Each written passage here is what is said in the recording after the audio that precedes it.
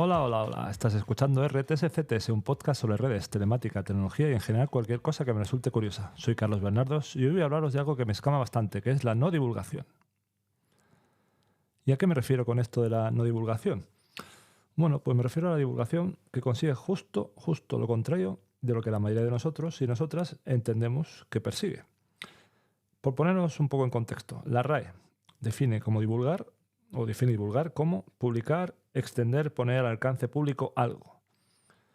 Que dicho así, bueno, pues podría parecer que no implica que ese algo que se pone al alcance público sea cierto, pero yo creo que esto es lo que todos asumimos cuando se habla de divulgación científica. ¿Y por qué hablo de esto? Bueno, pues el otro día estaba escuchando, bueno, no, realmente no estaba escuchando, vi por una red social como un extracto de un podcast que hace uno de los dueños del gimnasio al que voy. Esto es, bueno, meramente anecdótico, pero podéis pensar en un podcast de alguien que se supone se preocupa por la salud, el bienestar, etcétera, etcétera. Y en este podcast resulta que el invitado que lleva esa semana suelta la perla de que una frecuencia que hace que te asfixies o las nuevas frecuencias telefónicas podrían matarte. Sí, y la desinformación también, puestos a hacer titulares que llamen la atención, eso sí que podría llegar a matarte. Bueno, al menos estaría más cerca de la realidad o de la evidencia científica. Y bueno, claro, me encendí, me calenté bastante con esto y quería comentarlo un poco, porque creo que este tipo de titulares, cuando se tiene un altavoz relativamente grande, yo no sé cuántos seguidores tiene este podcast, pero esto es un ejemplo. Hay muchos otros podcasts en los que se ha podido encontrar esto, o personas famosas que han hecho comentarios de este tipo y que mucha gente les escucha y pues esto lleva a engaño. ¿Qué comentaban en este podcast por seguir con este ejemplo? Pues resulta que comentan que el invitado comentaba que cada vez se emite en frecuencias más altas desde que se empezó con la radio y Marconi. Eso es verdad, cada vez se emite en frecuencias más altas. Y también decía que cada vez con más frecuencia, que crecía exponencialmente la potencia, perdón. Eso es mentira. No, no podemos comparar la potencia a la que emite una estación de radio FM con la potencia que emite una estación base de una red 4G o 5G. Mentira. Primera cosa que está bastante lejos de la realidad. Luego otra perla que soltaba es que la frecuencia de 26 GHz es la de resonancia del oxígeno.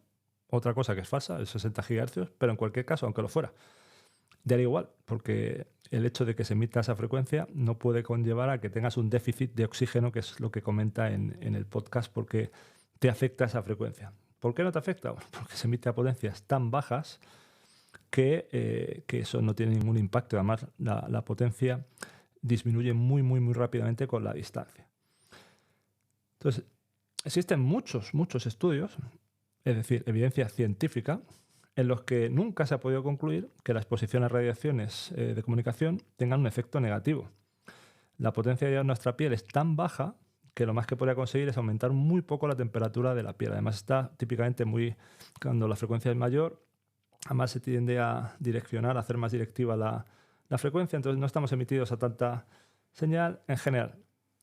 No es un problema la frecuencia de las comunicaciones, de las redes wifi, de las redes celulares a las que estamos expuestos. Las frecuencias realmente peligrosas son las que se llaman ionizantes, que son mucho más altas, las que tenemos en los rayos X, por ejemplo, y esas frecuencias están muy alejadas de las frecuencias que se usan en comunicaciones y las potencias que utilizan también.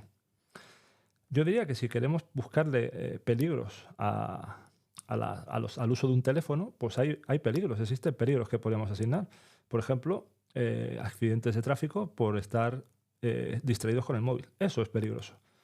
O los problemas de déficit de atención que tienen las niñas y los niños en la actualidad por una alta exposición a pantallas y a teléfonos. Eso son peligros que podríamos debatir y que tienen evidencia científica detrás.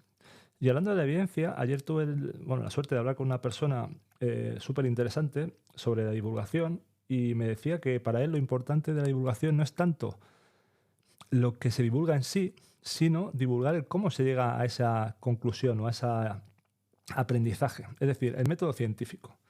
Y esto me lleva de nuevo al podcast anterior. Si ese podcast se hubiera preocupado un poco de explicar algo de eso, de cómo se llegó a esa conclusión que tenían ellos de que las frecuencias son peligrosas, pues se habrían dado cuenta, habría sido imposible para ellos llegar a dicha conclusión y no podrían haber dado esos titulares tan rimbombantes. En fin, que con esto sí que me caliento y no con las ondas de la telefonía móvil. Creo que lo mejor es que lo dejemos aquí por hoy. Aprovecho para deciros, bueno, lo que ya habéis visto, que he cambiado la sintonía del podcast y he dejado de poner musiquita mientras hablo. Ya miréis qué os parece, pero yo creo que este y otros cambios que iré probando, pues espero mejoren el resultado, la experiencia final del podcast. Y con esto ya sí que cerramos de verdad. Espero que os haya resultado interesante. Si tenéis comentarios, podéis hacérmelo llegar por correo electrónico a carlosjesus.bernardos@oc13m.es o en algunas redes sociales donde estoy como CJ Bernardos. Y nada, nos vemos muy pronto. Chao.